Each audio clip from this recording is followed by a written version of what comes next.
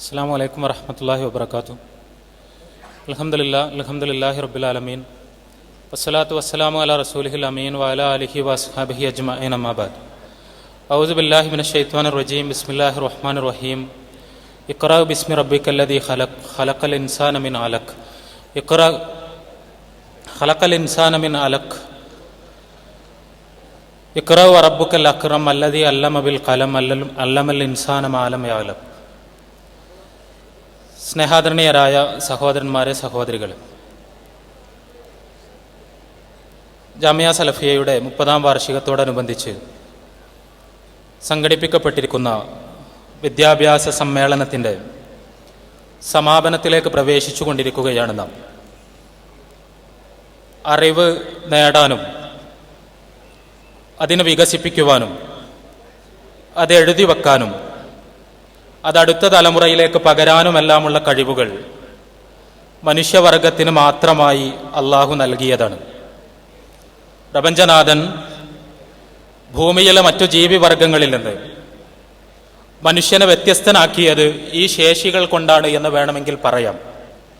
പരിശുദ്ധ ഖുർആനിലെ ആദ്യമായി അവതരിപ്പിക്കപ്പെട്ട വചനങ്ങളിൽ മനുഷ്യന്റെ വായിക്കാനും എഴുതാനുമെല്ലാമുള്ള കഴിവുകളെക്കുറിച്ച് പറയുകയും ആ കഴിവുകൾ പ്രപഞ്ച സ്രഷ്ടാവിൻ്റെ അപാരമായ അനുഗ്രഹങ്ങളാണ് എന്ന് സൂചിപ്പിക്കുകയും ചെയ്തുകൊണ്ട് ഈ വസ്തുതയിലേക്ക് മനുഷ്യന്റെ ശ്രദ്ധ ക്ഷണിക്കുന്നുണ്ട്.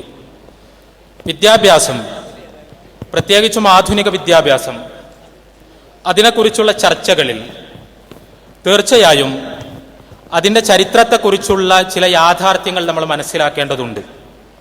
യൂറോപ്പ് മധ്യകാലഘട്ടത്തിൽ അന്ധകാരത്തിലായിരുന്നു.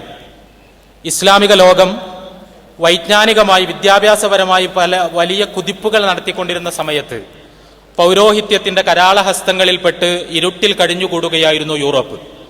എന്നാൽ മധ്യകാലത്തിന്റെ അവസാന ഘട്ടത്തിൽ യൂറോപ്പിലുണ്ടായ നവോത്ഥാനം യൂറോപ്പിൽ വൈജ്ഞാനികമായ വലിയൊരു വിസ്ഫോടനത്തിന് നിമിത്തമായി.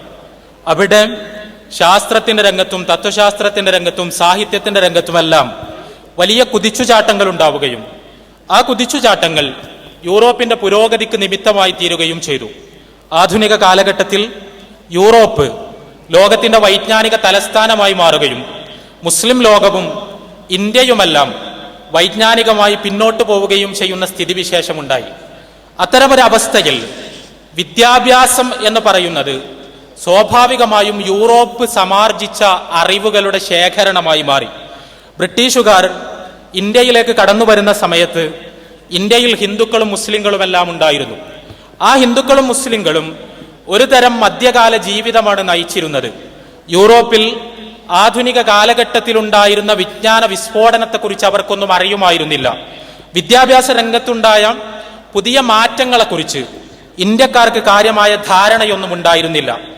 അത്തരമൊരവസ്ഥയിൽ ഇന്ത്യയിലേക്ക് കടന്നു വന്ന ബ്രിട്ടീഷുകാരാണ് ആധുനിക വിദ്യാഭ്യാസത്തിന്റെ, യൂറോപ്യൻ വിജ്ഞാനത്തിന്റെ കവാടങ്ങൾ ഇന്ത്യയിൽ യഥാർത്ഥത്തിൽ തുറന്നു വെക്കുന്നത്. 19-ാം നൂറ്റാണ്ടിന്റെ ആദ്യ പകുതിയിൽ കൊൽക്കത്തയിൽ അവർ സ്ഥാപിച്ച ഹിന്ദു കോളേജാണ് പിൽക്കാലത്ത് പ്രസിഡൻസി കോളേജായി മാറിയ കലാലയം ഇന്ത്യയിൽ യൂറോപ്യൻ വിജ്ഞാനീയങ്ങളുടെ കവാടങ്ങൾ തുറന്നു വെച്ചത് എന്ന് വേണമെങ്കിൽ ചരിത്രപരമായി പറയാം. അവിടെ നിന്നിങ്ങോട്ട് ഇന്ത്യക്കാർക്ക്, ഇന്ത്യയിലെ ഹിന്ദുക്കൾക്കും മുസ്ലിങ്ങൾക്കുമെല്ലാം യൂറോപ്യൻ വിജ്ഞാനം അഭ്യസിക്കുവാനുള്ള ഒരുപാട് അവസരങ്ങൾ ഉണ്ടായി. ഇവിടെ വളരെ പ്രാധാന്യത്തോടുകൂടി നമ്മൾ മനസ്സിലാക്കേണ്ട ചില യാഥാർത്ഥ്യങ്ങളുണ്ട്. പ്രത്യേകിച്ചും സലഫി പ്രസ്ഥാനത്തിന്റെ അഭിമാന സ്തംഭമായി ഉയർന്നു നിൽക്കുന്ന ഒരു വിദ്യാഭ്യാസ സമുച്ചയത്തിന്റെ വാർഷിക സമ്മേളനത്തിൽ വെച്ച് ഈ യൂറോപ്യൻ വിദ്യാഭ്യാസം ഇന്ത്യയിലേക്ക് കടന്നു വന്ന സമയത്ത് ആ യൂറോപ്യൻ വിദ്യാഭ്യാസത്തോട് എന്ത് സമീപനമാണ് മുസ്ലിങ്ങൾ സ്വീകരിക്കേണ്ടത് എന്ന വിഷയത്തിൽ വ്യാപകമായ അഭിപ്രായ വ്യത്യാസങ്ങൾ പണ്ഡിതന്മാർക്കിടയിൽ ഉണ്ടായിരുന്നു.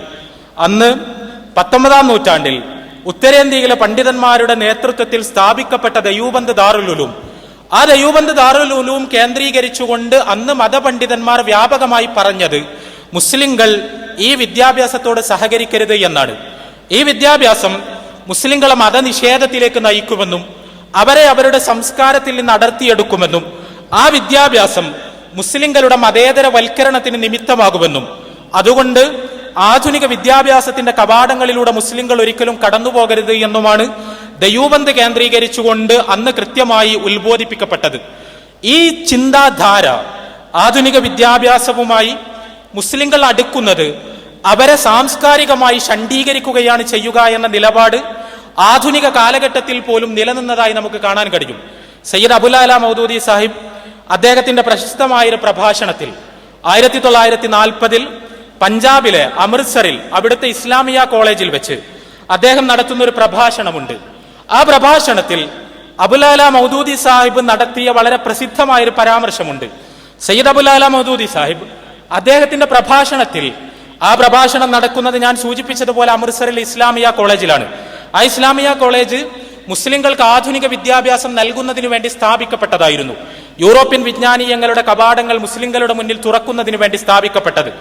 അവിടെ ആ കോളേജിൽ നടത്തിയ പ്രഭാഷണത്തിൽ അബുൽ അല മൗദൂദി സാഹിബ് അവിടെ കൂടിയ മുസ്ലിം സദസ്സിനോട് പറഞ്ഞു, നിങ്ങളുടെ ഈ കലാലയം എന്നല്ല, ഇതുപോലുള്ള എല്ലാ കലാലയങ്ങളും, മുസ്ലിങ്ങൾക്ക് മുന്നിൽ യൂറോപ്യൻ വിജ്ഞാനീയങ്ങളുടെ വാതിലുകൾ തുറന്നു വെക്കുന്ന എല്ലാ കലാലയങ്ങളും, ആ കലാലയങ്ങളെല്ലാം യഥാർത്ഥത്തിൽ അറവുശാലകളാണ്, കത്തിൽഗാഹുകൾ എന്നാണ് അദ്ദേഹം ഉറുദുവിൽ പദം ഉപയോഗിക്കുന്നത്.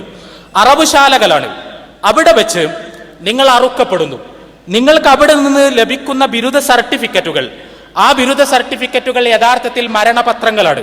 നിങ്ങളെ കൊല്ലുകയും നിങ്ങൾ മരിച്ചു കഴിഞ്ഞിരിക്കുന്നു എന്ന സാക്ഷ്യപത്രം നിങ്ങൾക്ക് നൽകുകയുമാണ് യഥാർത്ഥത്തിൽ ഈ ആധുനിക കലാലയങ്ങൾ മുഴുവൻ ചെയ്യുന്നത് എന്നാണ് സയ്യിദ് അബുൽ അല മൗദൂദി സാഹിബ് സിദ്ധാന്തിച്ചത്. ഞാൻ സൂചിപ്പിക്കുന്നത്, ആധുനിക വിദ്യാഭ്യാസത്തിന്റെ, യൂറോപ്യൻ വിജ്ഞാനത്തിന്റെ കവാടങ്ങൾ ഇന്ത്യൻ മുസ്ലിങ്ങൾക്ക് മുന്നിൽ തുറന്നു വെക്കപ്പെട്ട സമയത്ത് അതിനോട് വളരെ നിഷേധാത്മകമായി മുഖം തിരിക്കുകയും അതിലേക്ക് കടന്നു പോകുന്നത് മുസ്ലിങ്ങളെ സാംസ്കാരികമായി ഷണ്ഡീകരിക്കുമെന്ന് ഭയപ്പെടുകയും ചെയ്ത വലിയൊരു വിഭാഗം പണ്ഡിതന്മാർ ഇന്ത്യ രാജ്യത്തുണ്ടായിരുന്നു.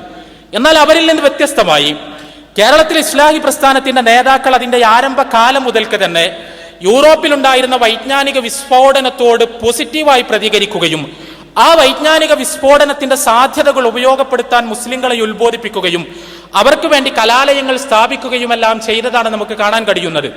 ആധുനിക വിദ്യാഭ്യാസത്തിന് പോയാൽ, യൂറോപ്യൻ വിജ്ഞാനീയങ്ങൾ ആർജിച്ചാൽ മുസ്ലിങ്ങൾ സാംസ്കാരികമായി ഷണ്ഡീകരിക്കപ്പെടുമെന്ന വാദത്തിന് സ്വന്തം ജീവിതത്തിലൂടെ കേരളത്തിൽ ഇസ്ലാഹി പ്രസ്ഥാനത്തിന്റെ നായകന്മാർ മറുപടി നൽകി. കേരളത്തിൽ ഇസ്ലാഹി പ്രസ്ഥാനത്തിന്റെ സമുന്നതരായ രണ്ട് നേതാക്കൾ, ഒരാളുടെ പേര് മുഹമ്മദ് അബ്ദുറഹ്മാൻ സാഹിബ് എന്നും മറ്റേയാളുടെ പേര് KM സീതി സാഹിബ് എന്നുമാണ്. രണ്ടുപേരും, മുഹമ്മദ് അബ്ദുറഹ്മാൻ സാഹിബും KM സീതി സാഹിബും 20-ാം നൂറ്റാണ്ടിന് തുടക്കത്തിൽ ആധുനിക വിദ്യാഭ്യാസം നേടിയവരാണ്. ഇംഗ്ലീഷ് ഭാഷ അഭ്യസിച്ചവരാണ്. യൂറോപ്യൻ വിജ്ഞാന ശാഖകളിലൂടെ കടന്നുപോയവരാണ്. മുഹമ്മദ് അബ്ദുറഹ്മാൻ സാഹിബ് ഇടയ്ക്ക് വെച്ച് പഠനം നിർത്തി പൊതുപ്രവർത്തനത്തിന്റെ തിരക്കുകളിൽപ്പെട്ടതുകൊണ്ട്. KM സീതി സാഹിബ് അദ്ദേഹത്തിന്റെ പഠനം പൂർത്തിയാവുകയും പ്രശസ്തനായ ഒരു അഭിഭാഷകനായി പേരെടുക്കുകയും ചെയ്തു. പക്ഷേ നമ്മൾ ശ്രദ്ധിക്കേണ്ട കാര്യം അതല്ല. മുഹമ്മദ് അബ്ദുറഹ്മാൻ ആധുനിക വിദ്യാഭ്യാസം നേടിയതുകൊണ്ട് മതത്തിന്റെ ചിഹ്നങ്ങളെയോ മതത്തിന്റെ രീതികളെയോ മതത്തിന്റെ വിശ്വാസങ്ങളെയോ ഉപേക്ഷിച്ചില്ല. KM സീതി സാഹിബ് യൂറോപ്യൻ വിജ്ഞാനീയങ്ങൾ സമാർജിച്ചതുകൊണ്ട് അദ്ദേഹത്തിന്റെ വ്യക്തിത്വം കളഞ്ഞു കുളിച്ചില്ല.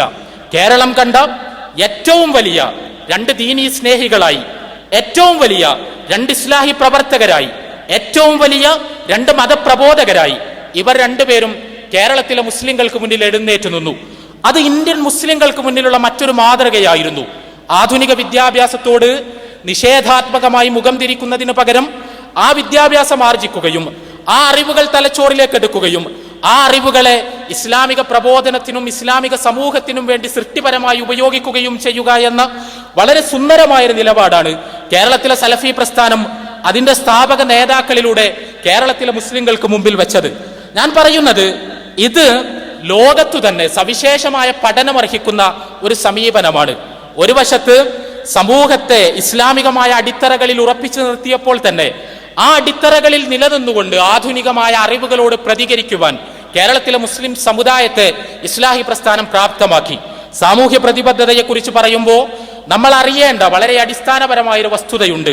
ജവഹർലാൽ നെഹ്റു 1947 ഓഗസ്റ്റ് മാസം 15-ാം തീയതി ഇന്ത്യ സ്വതന്ത്രമാകുന്ന സമയത്ത്, ഒരു അർദ്ധരാത്രി സമയത്താണ് ഇന്ത്യക്കാരെ അഭിമുഖീകരിച്ചുകൊണ്ട് സ്വാതന്ത്ര്യദിന പ്രഭാഷണം നടത്തുന്നത്. ആ പ്രഭാഷണത്തെ തുടർന്നാണ് ഇന്ത്യക്കാർ അർദ്ധരാത്രിയുടെ മക്കളാണ് എന്ന് വിശേഷിപ്പിക്കപ്പെട്ടത്. സൽമാൻ റുഷ്ദിയുടെ പ്രശസ്തമായൊരു നോവലിന് മിഡ് നൈറ്റ്സ് ചിൽഡ്രൻ, അർദ്ധരാത്രിയുടെ മക്കൾ എന്ന പേര് ലഭിക്കുന്നത് അർദ്ധരാത്രി സ്വാതന്ത്ര്യം ലഭിച്ച ഒരു രാജ്യത്തെ പൗരന്മാർ എന്ന നിലക്കാണ്. അവിടെ അർദ്ധരാത്രിയുടെ മക്കൾ എന്ന് ഇന്ത്യക്കാർ വിളിക്കപ്പെട്ട സമയത്ത് അവിടെ അന്നത്തെ ഇന്ത്യൻ സമൂഹത്തിൽ വളർന്നു വന്ന ചെറുപ്പത്തിന്റെ മനസ്സിലുള്ള ഒരുപാട് സ്വപ്നങ്ങൾ ഉണ്ടായിരുന്നു. ഞങ്ങളുടെ നാട് സ്വതന്ത്രമായിരിക്കുന്നു, ഇത് പുതിയൊരു രാഷ്ട്രമാണ്, ഞങ്ങൾക്ക് പുരോഗതിയിലേക്ക് പോകണം, ഞങ്ങൾക്ക് അറിവാർജിക്കണം, ഞങ്ങൾക്ക് ശാസ്ത്ര സാങ്കേതിക രംഗങ്ങളിൽ കുതിച്ചുചാട്ടം നടത്തണം, അതിനുവേണ്ടി ഞാൻ ഇന്ത്യക്ക് സേവനങ്ങൾ ചെയ്യണം, ഞാൻ ഇന്ത്യക്ക് വേണ്ടി ഒരുപാട് കാര്യങ്ങൾ ചെയ്യണം, എൻ്റെ നാട്ടുകാരെ ഞാൻ സേവിക്കണം തുടങ്ങിയ ഒരുപാട് സങ്കല്പങ്ങൾ അന്നത്തെ ഇന്ത്യക്കാരുടെ മനസ്സിലുണ്ടായിരുന്നു. എന്നാൽ ആഗോളവൽക്കരണത്തോടുകൂടി നമ്മുടെ തലമുറ അപ്പാടെ മാറിക്കഴിഞ്ഞിട്ടുണ്ട്. ഇപ്പോൾ ജീവിക്കുന്നത് യഥാർത്ഥത്തിൽ മിഡ് നൈറ്റ്സ് ചിൽഡ്രൻ അല്ല, മറിച്ച് ലിബറലൈസേഷൻസ് ചിൽഡ്രൻ ആണ്. ഉദാരവൽക്കരണത്തിന്റെ, ആഗോളവൽക്കരണത്തിന്റെ സാംസ്കാരിക പ്രക്ഷാളനങ്ങൾക്ക് തലവെച്ചു കൊടുത്ത ഒരു ചെറുപ്പമാണ് ഇപ്പോൾ കേരളത്തിൽ ജീവിക്കുന്നത്. ഇവിടെയാണ് യഥാർത്ഥത്തിൽ നമ്മൾ ആലോചിക്കേണ്ടത്. നമ്മുടെ മക്കൾക്ക് ആധുനിക വിദ്യാഭ്യാസം നമ്മൾ കൊടുക്കുന്നുണ്ട്, നമ്മുടെ മക്കളെ തീർച്ചയായും നാം കലാലയങ്ങളിലേക്ക് പറഞ്ഞയക്കുന്നുണ്ട്, നമ്മുടെ മക്കൾ തീർച്ചയായും യൂറോപ്യൻ വിജ്ഞാന ശാഖകളിലൂടെ കടന്നു പോകുന്നുണ്ട്. പക്ഷേ ആ വിദ്യാഭ്യാസം അവരുടെ തലച്ചോറിലേക്ക് കയറുകയും അവർ പരീക്ഷ എഴുതുകയും അവർ ബിരുദ സർട്ടിഫിക്കറ്റുകൾ നേടുകയും അവർ തൊഴിലെടുക്കുകയും തൊഴിലിൽ നിന്ന് ശമ്പളം ഉണ്ടാക്കുകയും ചെയ്യുന്നു എന്നതിനപ്പുറത്ത് സമൂഹത്തിനു വേണ്ടി, നാടിനു വേണ്ടി എന്തെങ്കിലും ചെയ്യാൻ അവർക്കാകുന്നുണ്ടോ എന്നതാണ് ചോദ്യം. ഉദാരവൽക്കരണം നടന്നതിന് ശേഷം ജീവിതത്തിന്റെ ലക്ഷ്യം പണമാണ് എന്ന അവസ്ഥയുണ്ടാവുകയും എങ്ങനെയെങ്കിലും ഒരു പ്രൊഫഷണൽ കോഴ്സിന് ചേർന്ന് അതിൽ നിന്ന് ഒരു നല്ല ജോലി സമ്പാദിച്ച് ഏതെങ്കിലും ഒരു കോർപ്പറേറ്റ് കമ്പനിയിൽ ജോലി ചെയ്ത് വലിയ സംഖ്യയുള്ള ശമ്പളം വാങ്ങി ആ ശമ്പളം ഉപയോഗിച്ച് ഒരു സുഖജീവിതം നയിച്ച് ഒരാഗോള പൗരനാവുകയാണ്. കഴിയുമെങ്കിൽ യൂറോപ്പിലേക്കോ അമേരിക്കയിലേക്കോ കുടിയേറുകയാണ് ഒരു വിദ്യാർത്ഥിയുടെ ദൗത്യം എന്ന് ചിന്തിക്കുന്നിടത്തേക്ക് നമ്മുടെ തലമുറ കടന്നു പോവുകയാണ്. അവിടെ മതബോധമുള്ള വിദ്യാർത്ഥികൾ പോലും ഏറെയൊന്നും വ്യത്യസ്തരാണ് എന്ന് ഞാൻ വിചാരിക്കുന്നില്ല. നമ്മുടെ നാട്ടിലെ മുസ്ലിം ചെറുപ്പക്കാർക്കിടയിലേക്ക്, മതബോധമുള്ള മുസ്ലിം ചെറുപ്പക്കാർക്കിടയിലേക്ക്, അഭ്യസ്തവിദ്യരായ മുസ്ലിം ചെറുപ്പക്കാർക്കിടയിലേക്ക് ഇടക്കാലത്ത് കടന്നു വന്ന ചിന്തകളുടെ വൈചിത്ര്യത്തെക്കുറിച്ച് നിങ്ങൾ ആലോചിച്ചു നോക്കണം. യമനിൽ പോയി തമ്പുകെട്ടി പാർക്കാൻ, കേരളത്തിലെ ഏതെങ്കിലും ഒരു ഉൾഗ്രാമത്തിൽ ചേക്കേറി ഒരു സൂഫി ജീവിതം നയിക്കാൻ ഉള്ള തീരുമാനങ്ങൾ മതബോധമുള്ള, ഭൗതിക വിദ്യാഭ്യാസമുള്ള മുസ്ലിം ചെറുപ്പക്കാരന്റെ മസ്തിഷ്കത്തിൽ ഉണ്ടാകുന്നു. അവിടെ നാട്ടിലിറങ്ങുന്നതിന് പകരം, നാട്ടുകാരെ ഇസ്ലാമിലേക്ക് ക്ഷണിക്കുന്നതിന് പകരം, ഇവിടെ നവോത്ഥാന പ്രവർത്തനങ്ങൾ സംഘടിപ്പിക്കുന്നതിന് പകരം, ഈ രാജ്യത്തിന്റെ പുരോഗതിക്ക് വേണ്ടി അധ്വാനിക്കുന്നതിന് പകരം, താൻ ആർജിച്ച അറിവുകൾ ആ രംഗത്തേക്ക് വഴിതിരിച്ചു വിടുന്നതിന് പകരം ഒരു തരം ഏതൊക്കെയോ ആത്മീയതയുടെ ഇരുണ്ട ഗുഹകളിൽ ജീവിക്കുകയാണ്. തന്റെ ദൗത്യം എന്ന് വിചാരിക്കുന്നിടത്തേക്ക് പോവുകയാണ് അഭ്യസ്തവിദ്യരായ മുസ്ലിം ചെറുപ്പക്കാർ പോലും. ഇവിടെയാണ് നമുക്ക് സാമൂഹ്യ പ്രതിബദ്ധത തിരിച്ചു വരേണ്ടത്. സാമൂഹ്യ പ്രതിബദ്ധത നമ്മുടെ മക്കൾക്ക് തിരിച്ചു നൽകേണ്ടത് നമ്മൾ തീർച്ചയായും അറിയണം. ആധുനിക വിദ്യാഭ്യാസം നേടിയത് കൊണ്ട് ആർക്കും ഈ രീതിയിൽ ആകേണ്ടി വരില്ല എന്ന് ഇസ്ലാഹി പ്രസ്ഥാനം ചരിത്രം കൊണ്ട് തെളിയിച്ചതാണ്. ആധുനിക വിദ്യാഭ്യാസം നേടിയവർക്ക് എങ്ങനെ ഇസ്ലാമിക സമൂഹത്തെ സേവിക്കാൻ കഴിയുമെന്ന ചോദ്യത്തിന് പ്രായോഗികമായ ഉത്തരം നൽകിയ പ്രസ്ഥാനമാണ് ഇസ്ലാഹി പ്രസ്ഥാനം. കേരളത്തിലെ ഇസ്ലാഹി പ്രസ്ഥാനത്തിന്റെ സമാദരണീയനായ സംസ്ഥാന അധ്യക്ഷനായി ദീർഘകാലം പ്രവർത്തിച്ച, കേരളത്തിലെ തൗഹീദി പ്രബോധനത്തിന്റെ പടനായകനായിരുന്ന, കേരളത്തിലെ ഭൗതികവാദ വിരുദ്ധ പോരാട്ടത്തിന്റെ തലച്ചോറായിരുന്ന ഡോക്ടർ ഉസ്മാൻ സാഹിബ് ഒരു അറബിക് കോളേജിന്റെയും സന്തതിയായിരുന്നില്ല. അദ്ദേഹം ഒരു മതപണ്ഡിതനായിരുന്നില്ല. കയറനാട്ടിലെ ആദ്യത്തെ മുസ്ലിം ഡോക്ടർമാരിൽ ഒരാളാണ് അദ്ദേഹം, MBBS-കാരൻ. ആ MBBS-കാരൻ അദ്ദേഹത്തിന്റെ സിരകളിൽ ജ്വലിച്ച സാമൂഹ്യ പ്രതിബദ്ധതയുടെ ബലത്തിൽ കേരളത്തിൽ ഇസ്ലാഹി പ്രവർത്തനങ്ങളുടെ നെടുംതൂണായി മാറി. അദ്ദേഹം കേരളത്തിൽ ഇസ്ലാമിക പ്രബോധനത്തിന്റെ ചാലക ശക്തിയായി മാറി. നമ്മുടെ മക്കളെ, ആധുനിക വിദ്യാഭ്യാസത്തിന് പോകുന്ന മക്കളെ, പഠിക്കാൻ പോകുന്ന മക്കളെ, അവരെ നമുക്ക് ബോധവൽക്കരിക്കാൻ കഴിയണം. പഠിച്ച ശേഷം, അറിവുകൾ നേടിയ ശേഷം, വിദ്യ നേടിയ ശേഷം ഇവിടെ ക്രിയാത്മകമായി ആ അറിവുകൾ ഉപയോഗിച്ചുകൊണ്ട് ഇസ്ലാമിനും മുസ്ലിങ്ങൾക്കും നേട്ടമുണ്ടാക്കുന്ന പ്രവർത്തനങ്ങളിലേക്ക് അവരെ ചാനലൈസ് ചെയ്യാൻ നമുക്ക് കഴിഞ്ഞാൽ തീർച്ചയായും പുതിയ കാലഘട്ടത്തിന്റെ പ്രതിസന്ധികളെ പരിഹരിക്കുവാൻ സാധിക്കുമെന്ന് തന്നെയാണ് എൻ്റെ പ്രതീക്ഷ. അതിന് നമുക്ക് കഴിയട്ടെ എന്ന് പടച്ച തമ്പുരാൻ നമ്മളെ അതിന് അനുഗ്രഹിക്കട്ടെ എന്ന് പ്രാർത്ഥിച്ചുകൊണ്ട് എൻ്റെ വാക്കുകൾ ഞാൻ ഉപസംഹരിക്കുന്നു. വാഹിർ ദഅവാനാ അൽഹംദുലില്ലാഹി റബ്ബിൽ ആലമീൻ. അസ്സലാമു അലൈക്കും വറഹ്മത്തുള്ളാഹി വബറകാതുഹു.